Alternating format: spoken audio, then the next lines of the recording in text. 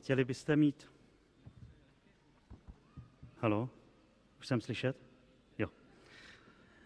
Chtěli byste mít přednášku o hříchu? Já ne. A já jsem to tolikrát říkal, že o něm nerad mluvím a moc mi to nepomohlo.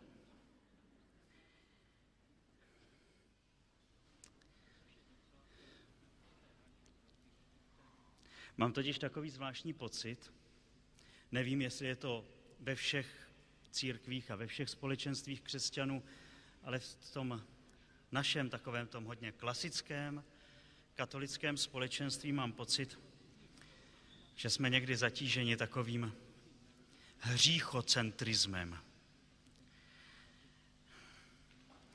A že hlavně s kazatelem, teda to je na naši adresu nás kněží, a někdy i mimo, mluvíme víc o tom temném, těžkém, zlém, negativním, než o tom hezkém, krásném, dobrém.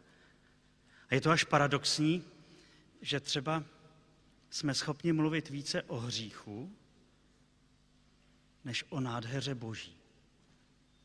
Možná o ní moc nevíme. Nebo než o našem Pánu, Ježíši Kristu. Než o tom, co Bůh koná v našem životě. A tak tohleto já bych hrozně nerad. Jestli se mi tady podaří víc mluvit o hříchu, než o Pánu Bohu a o dobru, tak se mě ta přednáška moc nepovedla.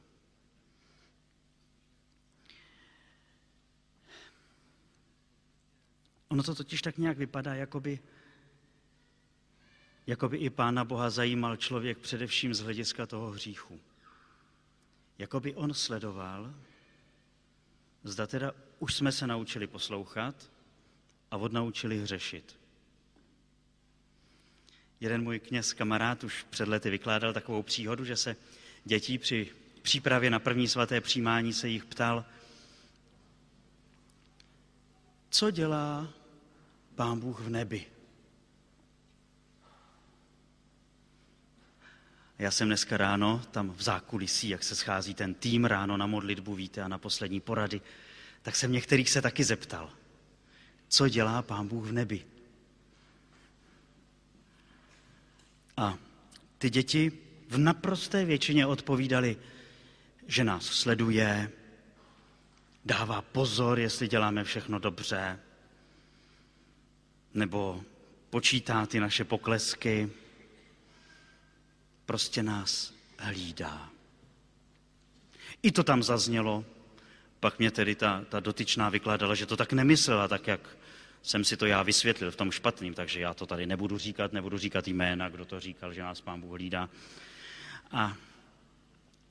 A teďka ten kněz, tak jak on vykládal, se podíval na ty děti a říká, ale no přece to snad ne. On se na nás těší.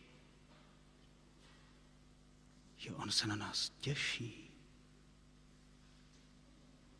A musím říct tedy ke chvále toho týmu organizačního, že jedna z těch děvčat tam řekla takovou krásnou variantu tady toho těšení a říká, no co dělá v nebi? Vaří polívku a čeká, až tam přijdu. Náhodou, víte, to není úplně špatně.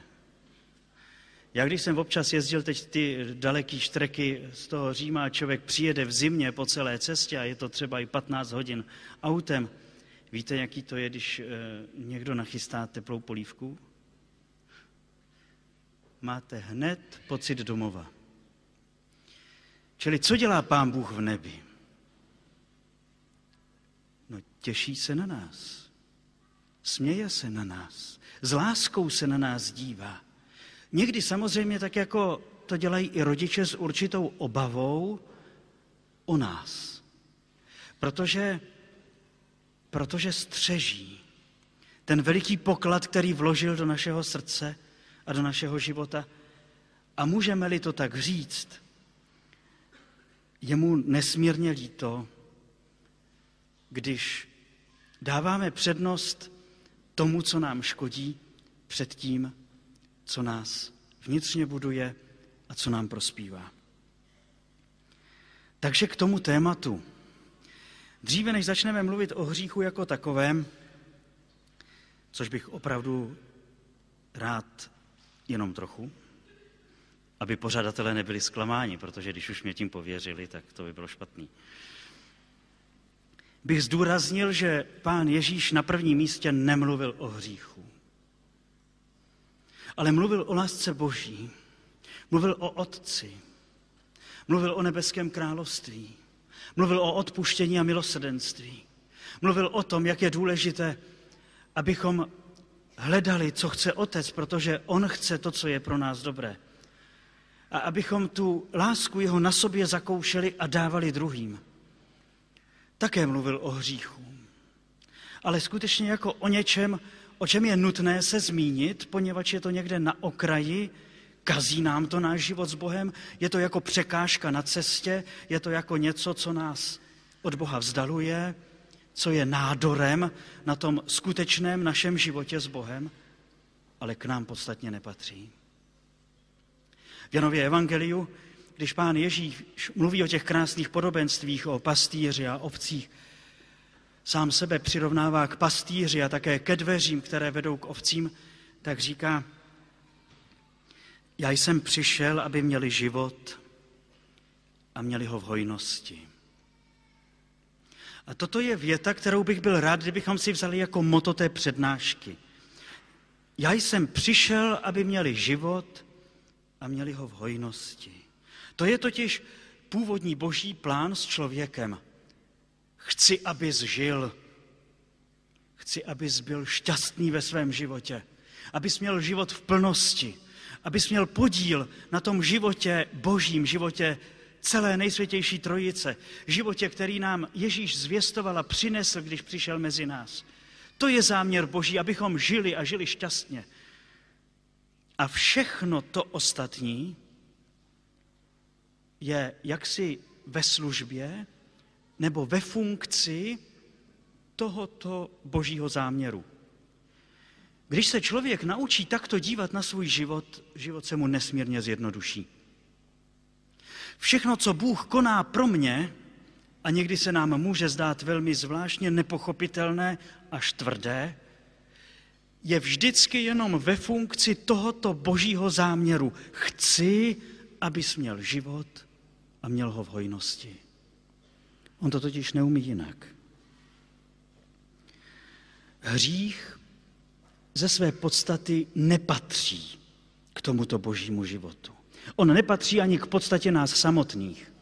To je nesmírně radostné na našem křesťanském náboženství, na učení církve, na té naší teologii, nebo jak bychom to řekli ještě odborně, že nás církev učí, že hřích nepatří k podstatě člověka. On narušuje náš život, komplikuje nám ho. Snaží se zničit ten boží život v nás.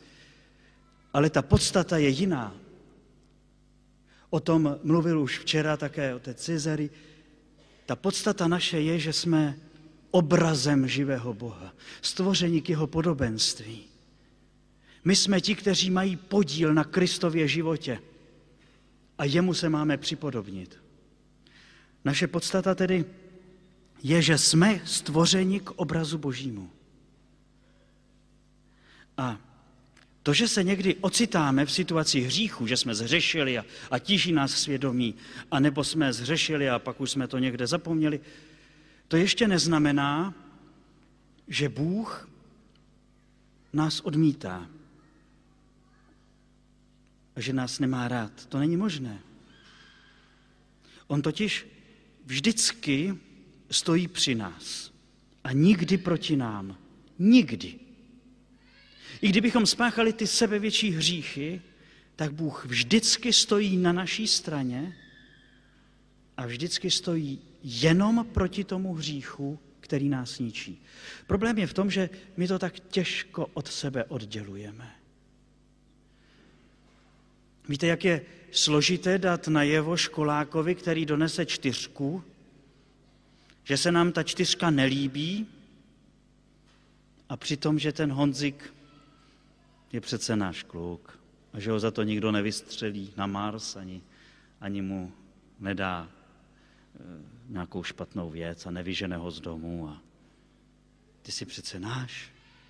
A teď, aby ty rodiče dali najevo, že ho mají rádi, i když nesouhlasí s tou 4. Tak to je někdy hrozně složitý. A my to jako i dospělí lidé máme někdy ani ne tak v hlavě, jako spíš ve svém nitru nesmírně pomotané. Máme pocit, že když hřešíme, nebo jsme zhřešili, že nás nikdo nemůže mít rád, ani Pán Bůh. A to je jedna z těch velikých lží o nás, o kterých tady včera také mluvil otec Serafim. A někdy to podpoří i lidé, kteří nám to dají najevo a nám to řeknou. Bůh žárlivě střeží náš život. My lidé se bláznivě domníváme, že on žárlí na to, že jsme svobodní, že se můžeme rozhodovat sami. A mnozí to skutečně tak pociťují, jako by Bůh je hlídal a nedovolil jim dělat to, co sami chtějí, proto se rozhodli. On jim určil životní cestu, on jim dal jasně poznat, kterou Mařenku si má vzít a on okama se dívá po očku teda na tu druhou, že jo, a teďka Pán Bůh mu řekne, ale tuhle tu si musí vzít. A takhle to přece vůbec není. Bůh je skutečně žárlivý, ale žárlivě střeží ten boží život, který vložil do našeho života a tedy skutečné štěstí člověka. On není ten rozmrzelý stařík, který sám si nemohl některé věci užít, protože byla jiná doba a tak to nepřeje ani svým vnoučatům.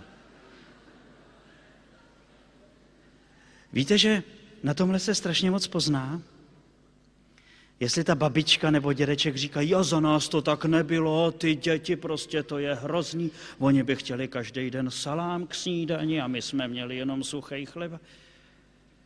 A pak je babička, která říká, ale to je dobře, že náš Pepík chodí taky na zábavu a ty kalhoty mu slušej, no za nás se takový nenosili, jo.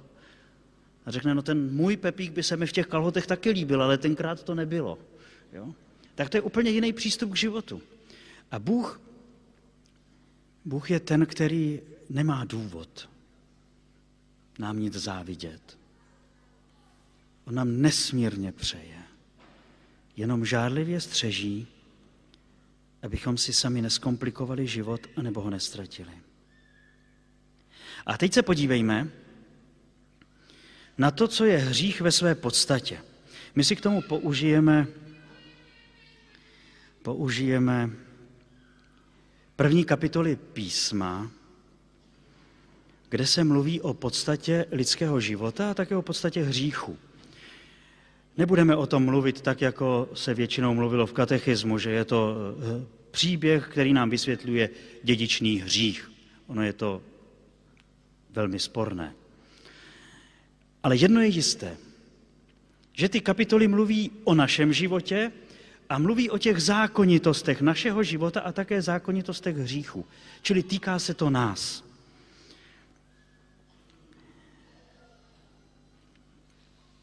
Když se takhle začneme dotýkat textu písma a začneme tady číst, tak vás moc prosím, abyste se nenechali ukolébat, protože zvlášť ti, kteří už mají vystudovanou teologii nebo chodili do náboženství aspoň do 8. třídy, můžou mít pocit, že už to dobře znají. A my máme takovou zvláštní schopnost, když už slyšíme něco, co jsme někdy slyšeli, tak vypnout. Takže já vás prosím, teď nespat. My jsme měli jednoho profesora, který se nesnášel, že mu na teologii, že mu žáci, tedy studenti, usínali. A jednomu se podařilo tak hlasitě usnout, že to nešlo přehlédnout. A on říkal, vážený kolego, on se chtěl omlouvat ten student a pan profesor říkal, vážený kolego, nemusíte se omlouvat, já dobře poznám, když někdo jen tak z únavy zaspí a když se někdo ke spánku ukládá. Takže já se nebudu zlobit, když někdo z vás z únavy zaspí, ale neukládejte se ke spánku, prosím. Je to velmi důležité, to, co teď budu říkat. A já bych potřeboval vaši spolupráci. Já vám tady budu číst některé verše z písma, které jste slyšeli a slyšeli jste na ně různé výklady. A já budu chtět, aby jsme tam postřehli ty věci, které tam nesedí. Tam je totiž mnoho detailů, všech si ani nebudeme moc všimnout, to by nás tady odsaď vyhnali, ale některých detailů, které nám pomohou pochopit to, o čem chceme společně mluvit. Takže nejprve. Včera byla řeč o tom, jak vytvořil Hospodin Bůh člověka, prach ze země a vdechl mu do chřípí dech života. Tak se stal člověk živým tvorem. Už to je jedna věc, u které se nebudeme moc zastavovat, ale která je pro pochopení toho našeho životního strádání velmi důležitá, že člověk v sobě nese to napětí mezi tím, že je stvořen ze země a současně nese podobnost s Bohem. Toto boží i lidské. Z té země jsme podobni všemu stvoření a nejvíce zvířátkům samozřejmě. Někteří se snaží velmi silně, aby se jim podobali co nejvíc. Tak to není náš úkol, My tu podobnost neseme sami o sobě, to, že máme ty končetiny a že jsme savci a všechno. A pak je druhý extrém, že jsme povoláni k tomu, abychom byli obrazem Božím a my jim skutečně jsme. Jenom ten obraz, jak jsme včera slyšeli, je častokrát velmi zamaskovaný a překrytý. A toto napětí v nás nejsme schopni vyřešit jinak, než právě skrze Krista, který je současně Bůh i člověk. A my se budeme na něj odvolávat a k němu se utíkat. A kdykoliv chceme pochopit tajemství své vnitřní rozpolcenosti a svého vlastního života, musíme k němu. Protože on člověk je současně Bůh a dal nám schopnost, abychom i my byli přetvořeni, nebo jak v té orientální tradici církve říkáme dokonce, abychom byli zbožtěni. To je důležité vědět. Bůh měl s člověkem nesmírný záměr od samého začátku. Už ve chvíli, kdy ho stvořil, předtím dávno, co my víme, chtěl, abychom měli plný podíl na jeho životě. A když člověk nezná tuto svoji hodnotu, snadno ji zamění, tak jako ta Eva v ráji, jako vidíme za chvíli, za něco, co nám slibuje to štěstí hned. My si ale všimneme dalších veršů. Podívejte se, co tam ještě ten pisatel píše. A Hospodin Bůh vysadil zahradu v Edenu na východě a postavil tam člověka, kterého vytvořil. To je nádherná představa. Hospodin Bůh dal vyrůst ze země všemu stromoví, žádoucímu na pohled. Všemu stromoví, žádoucímu na pohled. Poslouchejte dobře. S plody dobrými k jídlu. Uprostřed zahrady pak stromu života. Uprostřed zahrady pak stromu života. A také stromu poznání dobrého a zlého. Ten strom života je ve středu, v centru té zahrady. Ten český překlad dokonce nevystihuje úplně přesně ten originální text, kde není řečeno o tom, že ve středu zahrady je strom poznání dobra a zla, ale pouze strom života. To je důležité, protože život, jak jsme si řekli, to je základní boží plán s člověkem. Pán Ježíš přišel, abychom měli život a měli ho v hojnosti. To znamená, že celé to jeho poslání, ta jeho mise do této země, na tuto zemi, to, že on se stal pro nás člověkem a za nás zemřel a vstal z mrtvých, je ve funkci, ve službě tohoto původního božího záměru, aby člověk žil. To ovoce bylo krásné, bylo chutné, bylo k jídlu a bylo připraveno pro člověka. Ve středu zahrady strom života.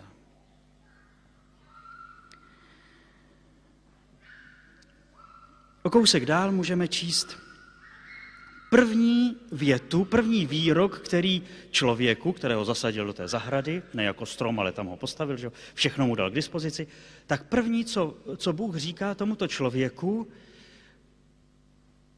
my to vnímáme, až to budu číst, zkuste se nad tím zamyslet, my to vnímáme jako příkaz, ale on to není příkaz. To je první výrok Boží vůči člověku, kde je obsahem několik důležitých věcí. Hospodin Bůh postavil člověka do zahrady v Edenu, aby ji obdělával a střežil. A Hospodin Bůh člověku přikázal. Tento překlad je špatný. On mu řekl: z každého stromu zahrady smíš jíst. Z každého stromu zahrady smíš jíst. I kdyby mu to přikázal, to by nebylo špatný, ne? Mně většinou doktoři říkají, co nemám jíst. A Pán Bůh říká, smíš všechno. Vojtíku, smíš všechno. To je důležitá věc, protože jak tady otec Michal při ranních chválách chválil Hospodina za všechno, co nám dal. To se mi moc líbí. Ze stromu poznání dobrého a zlého však nejes. V den, kdyby z něho pojedl, propadneš smrti. Nebo jak někteří překládají, smrtí zemřeš. Přesněji teda vůči textu. Co to je tento Boží výrok? Ono to má takovou příchuť zákazu, ale opravdu to zákazem není. V tom výroku je totiž zvláštní syntéza pravdy o tom, kdo je člověk. Tento takzvaný příkaz, říkejme raději rada, výrok, je velikým darem pro člověka, protože je to zjevení pravdy o nás, o tom, kdo jsem já, kdo je Bůh a co je pro mě jedině správné a reálné a co není. Je to dar pravdy o člověku jako takovém. Na první poslech to opravdu vypadá, jako by Bůh člověku něco odpíral. A to je hrozná představa. Víte, když vás někdo pustí do zahrádky, kde máte jahody, rybíz, k tomu ještě hlad, a teďka vám řekne, tak hezky se tu prochází, ale nesmíš. Maminky to tak někdy těm dětem dělají, třeba to ještě není zralý, nebo já nevím, proč to dělají, ale když už je tam zahrádka a když už je tam dítě, tak je zbytečný říkat nesmíš, protože ve chvíli, kdy ta maminka se vzdálí, tak je to očesaný. To prostě nejde jinak. Takže Pán Bůh si to asi těžko špatně spočítal, kdyby to takhle myslel. A bylo by to nesmírně krutý posadit ho do zahrady a říct, ale víš, to je tak jenom, aby se spodíval. A budeš mít chuť, tak nesmíš. Takhle to není.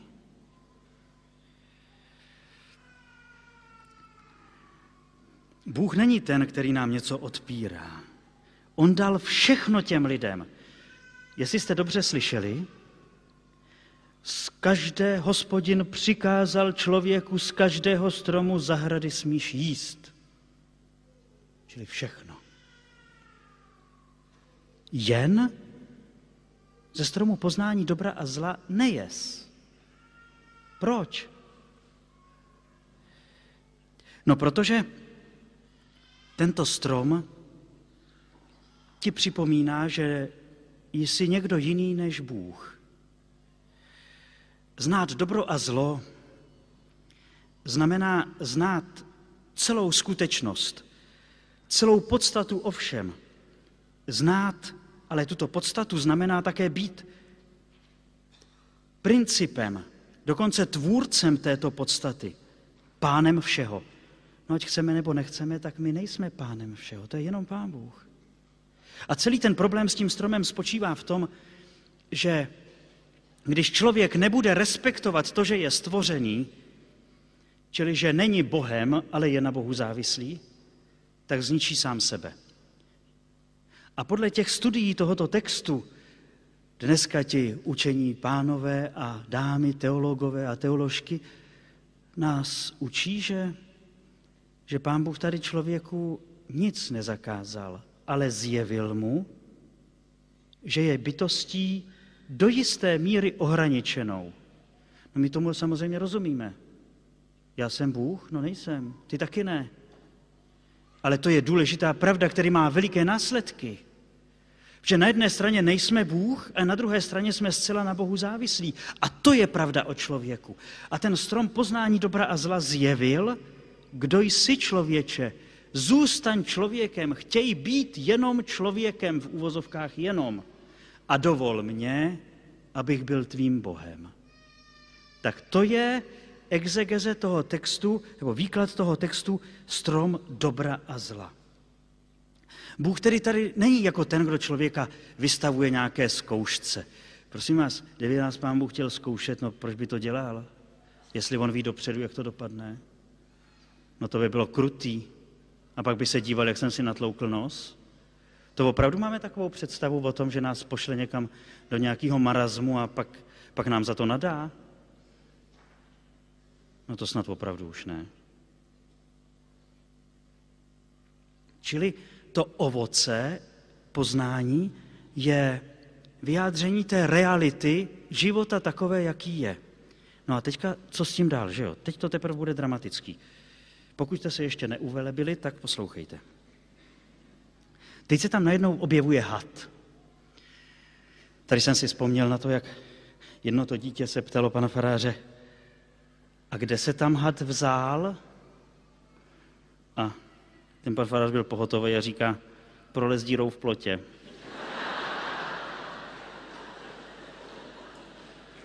To není vůbec blbý, víte? Protože mě zatím žádná jiná teologická výpověď neuspokojila.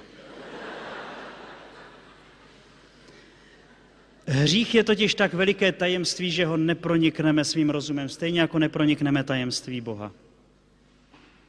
A každé výklady o tom, jak ten Pán Bůh to tam stvořil a ten had, jak tam měl bejt a neměl bejt a jak tohle, to je tajemství.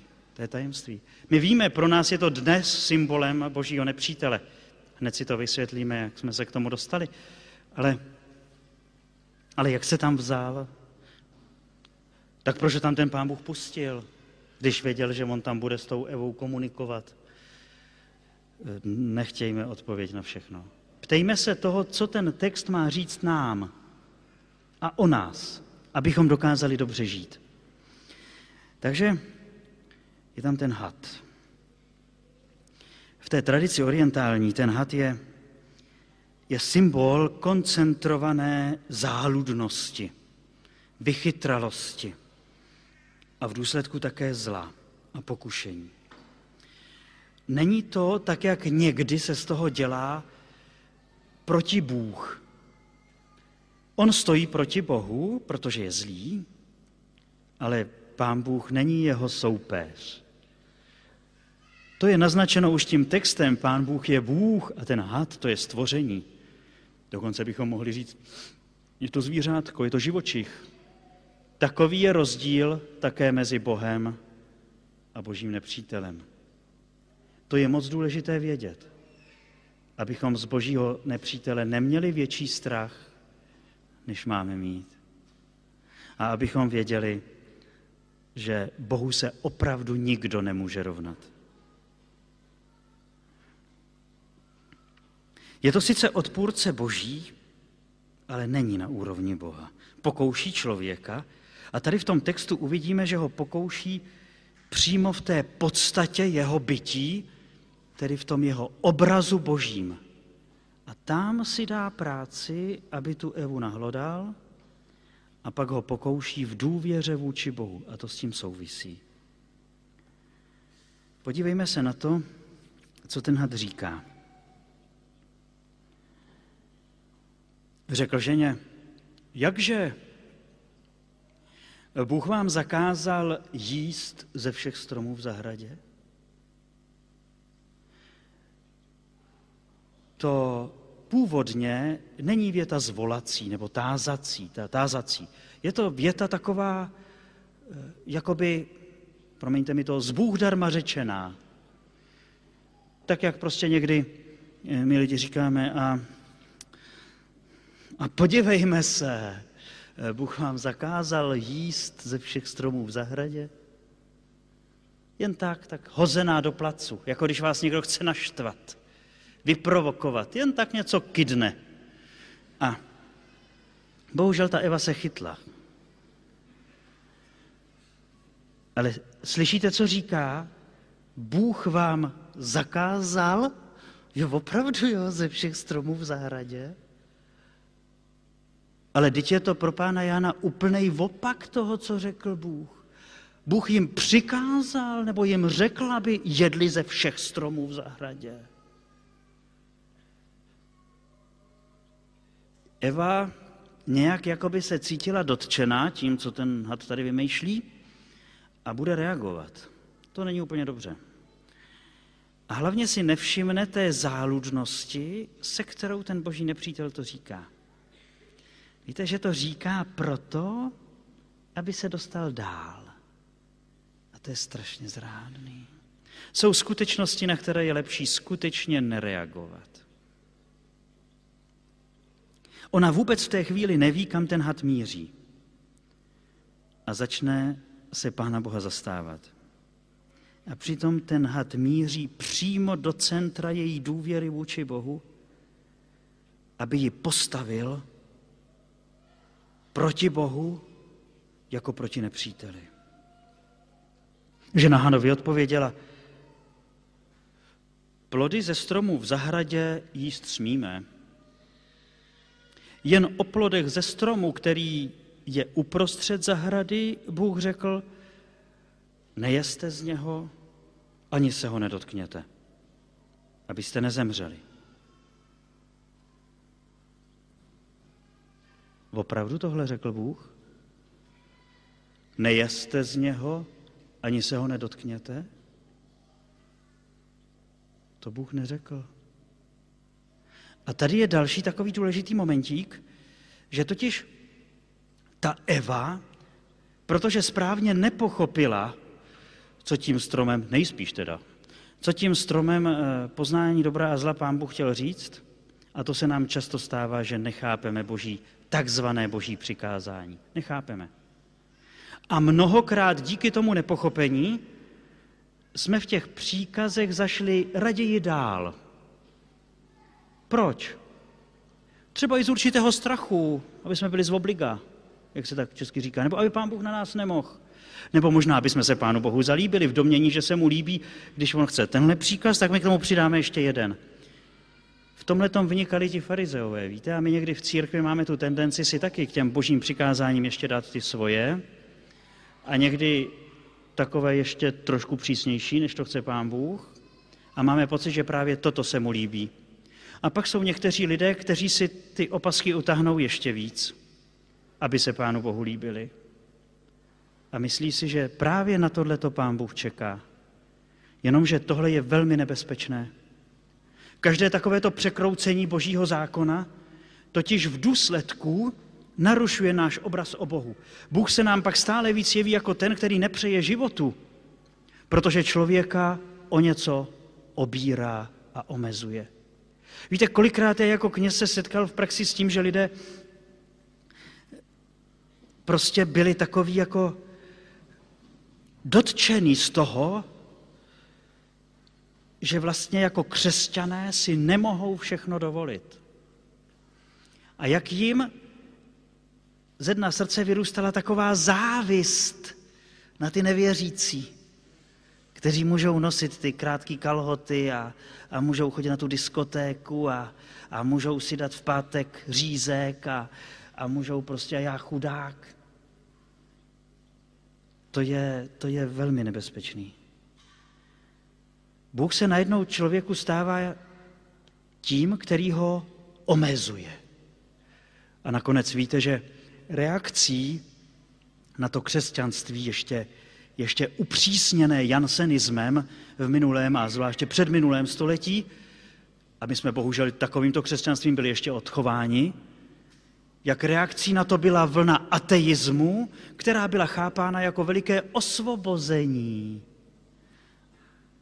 Bývalí křesťané, kteří se zřekli Pána Boha, to vnímali jako něco neuvěřitelně pozitivního pro jejich život. Konečně se mohli nadechnout. Nikdo je nehlídal, nikdo jim nic nezakazoval, mohli dělat to, co chtějí, říkat to, co chtějí, nemuseli se svýma hříchama do zpovědnice tam na sebe žalovat.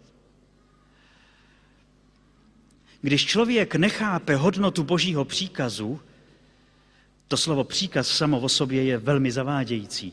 Kdybych tak řekl, Božího záměru s člověkem, tak si ho vždycky nějakým způsobem upraví.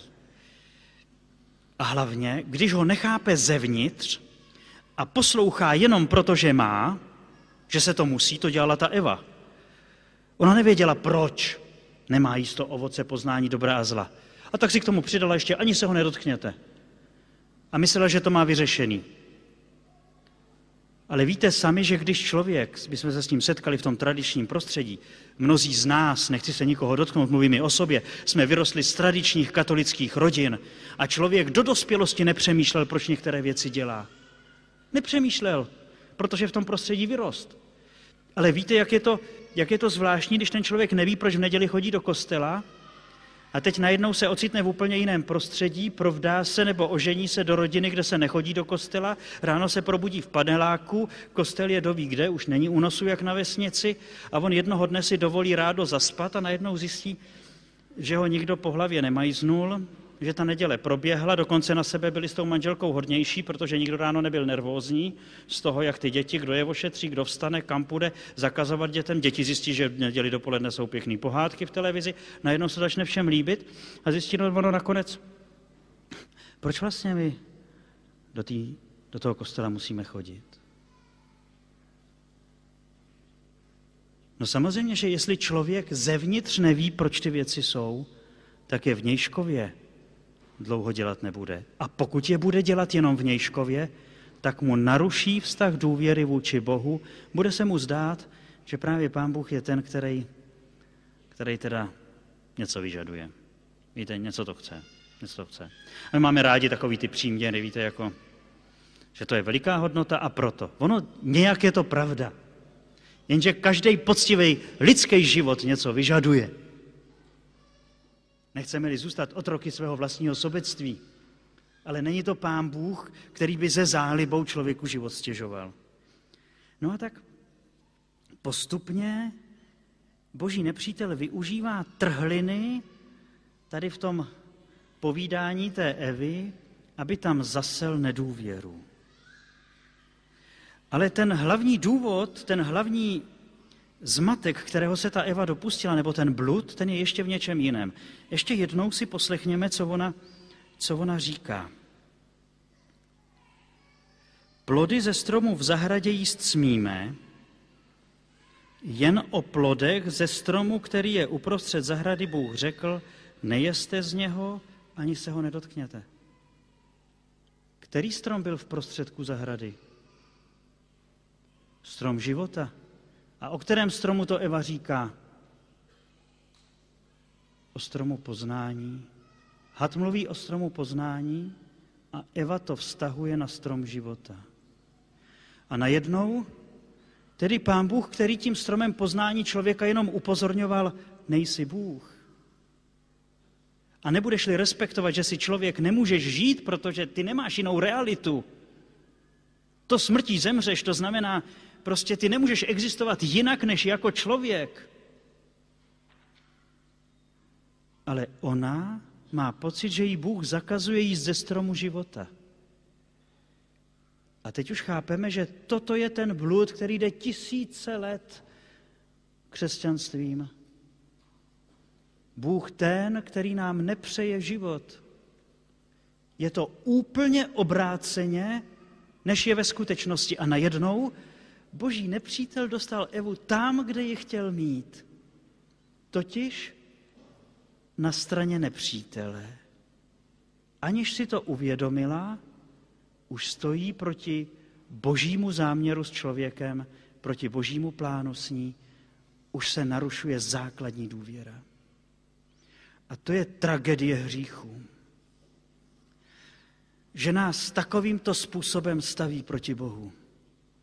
A má tendenci nám namluvit, že se Bůh hněvá, že mu nesmíme ani na oči, že on je ten, který nám to nepřál a my jsme si to vzali a teď za to budeme pikat. Že Boha zajímají ho ty naše hříchy právě proto, aby nás mohl trestat. Oni ho zajímají naše hříchy, víte proč? Protože chce projevit své milosrdenství. Jeho zajímáme napřed my a pak naše hříchy, protože nám je chce odpustit.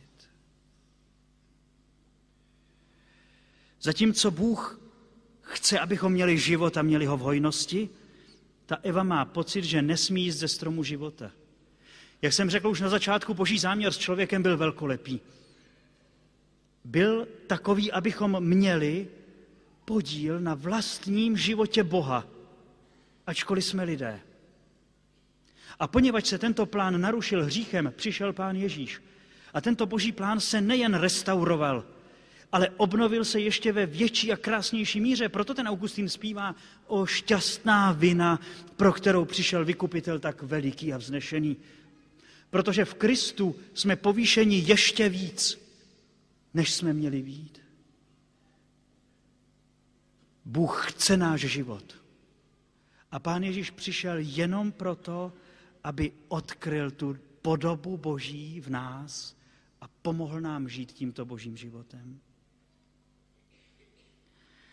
Ten had tam ještě toho naplácal. Poslouchejte dál, to je neskutečný.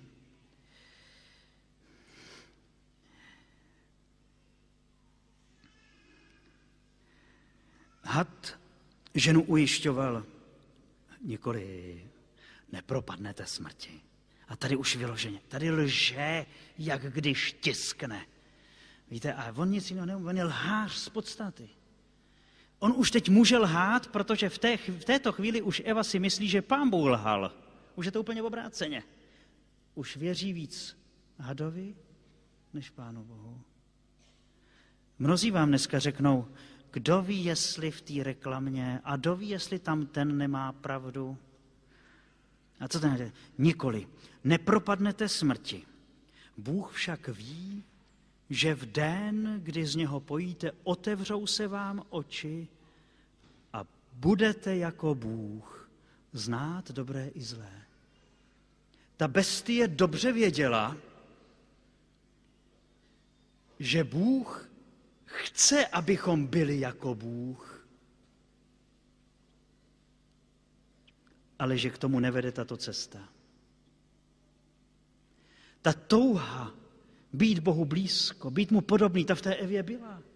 Když tam byla od stvoření, ona k tomu byla stvořena, aby žila v tom důvěrném vztahu s Bohem celou věčnost. Jenomže tady Boží nepřítel nabídl jinou cestu k tomuto naplnění.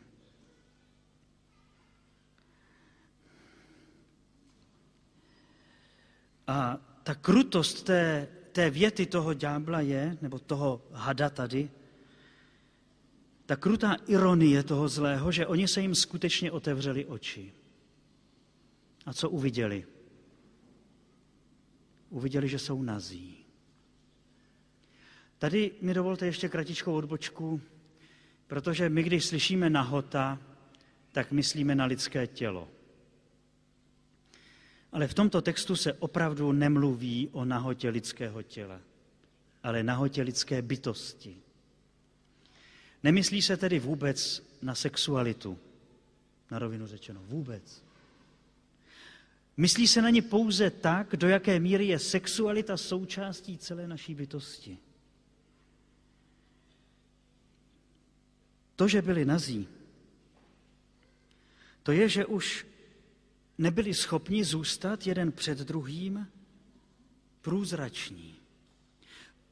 Už nebyli schopni zůstat v tom postoji obrovské důvěry a otevřenosti. A začali nasazovat masky. Masky, nejprve ty suknice tedy, které jsou toho obrazem, které si sami dali. Dříve, později Pán Bůh potom dal svoje suknice, kterými je ochránil v té křehkosti. A začali si nasazovat masky jeden před druhým. O tom tady byla včera řeč, hezky, proto Serafím o tom mluvil. Jak se pak těžko vrací k té prostotě a otevřenosti božích dětí. Ty děti, které ještě mají důvěru a klidně, dokud to my dospělí v nich nezatlučeme a nepokazíme a okolnosti života a pak oni sami svým hříchem, tak jsou takový prostě bezelstní. A potom už se začneme zakrývat. A to je opak té nahoty. Jsme lidé komplikovaní, neprůhlední, podíváme se do tváře člověku a nevíme, co si myslí. To je špatně. Takže oni skutečně poznali, otevřeli se jim oči, ale poznali tuto svou krutou nahotu. A měli potřebu se bránit. Jeden před druhým, před sebou a také před Bohem. A najednou se člověk ocitá v situaci, kdy utíká od Boha. To už tady také bylo zmíněno. To Adame, kde jsi? Víte, ten nářek boží, který jde dějinami. Bůh, který hledá člověka, ale ne, aby ho potrestal. Aby se ho ujal. Jak říká prorok Jeremiáš, vraťte se, synové odpadlí, já vaše odpadlictví vyléčím. A my jsme si to překroutili, vraťte se, já vás spravedlivě odsoudím. Uleví se vám. Jo, v tom si nejsme jisti. Jestli to je ta spravedlnost v duchu lidské spravedlnosti, tak to člověk maskuje tak dlouho, jak jen může. Ale Bůh říká, vraťte se a já vás vyléčím. Je to Bůh, který znovu a znovu volá, kde jsi, ke každému člověku a hledá ho. Ne, že by Adam běžel a řekl, Pane Bože, to jsem to skonil. Lidi, my s tou Evou, my jsme tomu dali. Já teda nejsem zas tak velký teolog, abych mohl rozpřít tady teorie, jak by to vypadalo, kdyby se to tak stalo, ale mám podezření, že kdyby takhle ten Adam s tou Evou přiběhli, tak jak toho nebyli asi schopni, takže by řekl, děti moje, něco s tím musíme udělat. A vzal by je do náruče. Protože Bůh hledá a volá člověka jedině proto, aby ho přitiskl na své srdce. Teď vzpomeňme jenom na to nádherné podobenství o marnotratném synu, kdy ten otec jediný, co dělá, je to gesto, že ho tiskne k sobě. A všemi těmi dary, které mu dává, odkrývá tu jeho důstojnost dítěte Božího, kterou mu nenarušil ani hřích. On se nemusí znovu ucházet o to, aby byl dítětem Božím. To on si myslí. Proto to říká, už nejsem hoden se nazývat a tak dále. Ale to není pravda. On tím dítětem toho otce zůstal, byť byl v těch roztrhaných hadrech, byť byl hříšnej od hlavy až k patě, ale zůstal tím dítětem, ten otec ho přivinul a jenom zviditelnil, že je dále jeho obrazem, dítětem Božím. Svatý Augustín říká, když jsi zhřešil, zachraň se útěkem do Boží náruče. A Tereska Ježíškova tam mluví o tom, že hřích je potřeba využít. Jako podnikatel. Využít, to neříká to podnikatel, ne, to já už jenom pro dokreslení, protože to je nám vlastní. Že? Využít ho jako ten kapitál, ze kterého se odstartujeme k Bohu. A ono to tak skutečně funguje. Z určitého pohledu i náš hřích může být pro nás darem. Ve chvíli, kdy se od něho odstartujeme, abychom se ocitli v náručí Boží. A Pán Bůh už to ostatní způsobí sám.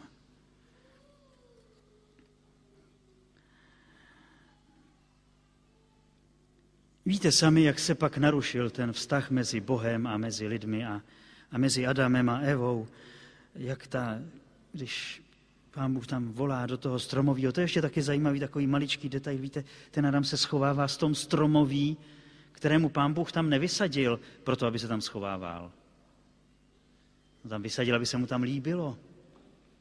Aby tam společně s ním mohl procházet se. To je ta představa hebrejská o tom, jak nám tam bude spolu dobře. Dneska bychom si tam spíš představili lavičku, že jo, všichni jsme unavení, jsme nemuseli chodit, ale mohli si tam sednout na čerstvém vzduchu. A teď si představte, že toto stromoví je symbolem celého stvoření. A toto stvoření, které mělo být pro člověka znamením toho, že Bůh mu dal všechno, tak se mu stává prostředkem, aby se za ním člověk schoval před Bohem. Čili my stvořených věcí využíváme k tomu, aby nás Pán Bůh nenašel. To je docela smutný. A máme pocit, že nás nevidí. Jak ten pštros, který zavrtá hlavu do písku a myslí si, že už vidět není. Ta Eva, když... Jo, Adam, že jo, Pán Bůh tam přijde a říká, Adame, kde jsi? A teďka tam je ten krásný dialog a ten Adam říká, víte, to je tak bolestná věta. Zkusme jen tak ještě jednou si poslechnout, tak jak ji známe. Žena, kterou jsi mi dal, aby při mně stála, ta mi dala z toho stromu a já jsem jedl. Žena, kterou jsi mi dal, aby při mně stála. Víte, to je tak veliký dar. My si o tom trošku řekneme večer s těmi mladými, až budeme mluvit o těch vztazích mezi mužem a ženou. Co to je za dar? Mít člověka, který při mně stojí. A on tento veliký dar obrátí proti Pánu Bohu a řekne, kterou jsi mi dal, ta mi dala. V důsledku tedy, jako kdyby řekl, víš, Pane Bože, myslím si, že za to můžeš ty.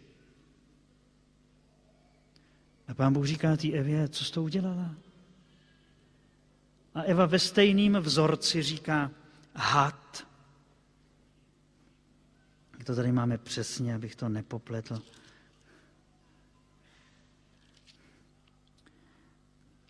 Had mě podvedl a já jsem jedla. Čili had, kterého ty jsi stvořil. A od té doby pořád máme ten pocit, že za ty naše hříchy může někdo jiný. Ano, všichni jsme poznamenáni hříchy druhých lidí. A je dobře, ale když dokážeme taky říct, zhřešil jsem. Protože nikdo z nás není bez hříchu. A když dokážeme vyznat, ano, jsem to já, kdo k tomu přidal to svoje polínko. Je to tak trapný, když dokážeme vymlouvat se na všechno možný. Místo toho, abychom se utekli k tomu Otci, který nečeká na naše omluvy, ale na nás. Který nás hledá, aby se nás ujal. A my se bráníme, že mu to prskáme do tváře. Špatně jsi mě stvořil, špatně jsi to udělal. Takhle ten život jsem si nepředstavoval, já jsem to myslel dobře, když já jsem tak slabý a já jsem chtěl vždycky dobro. Ty ostatní a ona a on a všichni a já jsem se nikoho neprosil. Na závěr bych rád podtrhl to, čím jsme začali. Jak je důležité vědět, kdo jsem a kdo je Bůh a k čemu zde jsem a proč mě Bůh stvořil. Abychom měli život a měli ho v hojnosti. A skrze Krista máme plnost života. A jenom v něm se může znovu obnovit ten náš obraz. Může se odkrýt ta naše vnitřní nahota, která vyzařuje slávu Boží. Abychom my skutečně byli slávou živého Boha, jak říká Ireneus už ve 2. století, že skutečně živý člověk, ten oživovaný Duchem Božím, ten z něhož nitra tryská tento Boží život, to je sláva Boží. Proto jsme byli stvořeni. To, že už pak něco navíc děláme, říkáme, to je, jak když se děti hrajou. To nejpodstatnější je, že jsem. A to bych chtěl říct každému z vás. To, že jsi.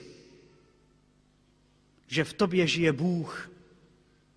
Že máš před sebou život věčný. To je sláva a radost živého Boha. Že se mezi tím něco nepovedlo, to už patří k naší lidské přirozenosti narušené hříchem. A nedejme si vsugerovat žádným hadem, ať je tím hadem kdokoliv, ať je tím pokušitelem kdokoliv. Nenechme si vsugerovat, že Bůh je zlý, že on je ten zloděj, který nám něco bere, který nás uzavírá do nějaké ohrádky, jak maminka uzavře svý bejbátko, aby se nemotalo všude, protože by všechno vohmatalo a ty sváteční koberce by pomazalo, nebo co já nevím. Prostě ne, Bůh nedělá člověku žádný ohrádky. Bůh člověka vede k plné svobodě. Svobodě dětí božích. Jenom je třeba respektovat jedinou skutečnost. A to je ten strom poznání dobra a zla. Člověče, jsi člověk. Tedy jako člověk jsi schopen žít pouze v závislosti na Bohu. V lásce a oddanosti k němu. A buď to budeš žít takto, anebo nebudeš žít vůbec. To je realita.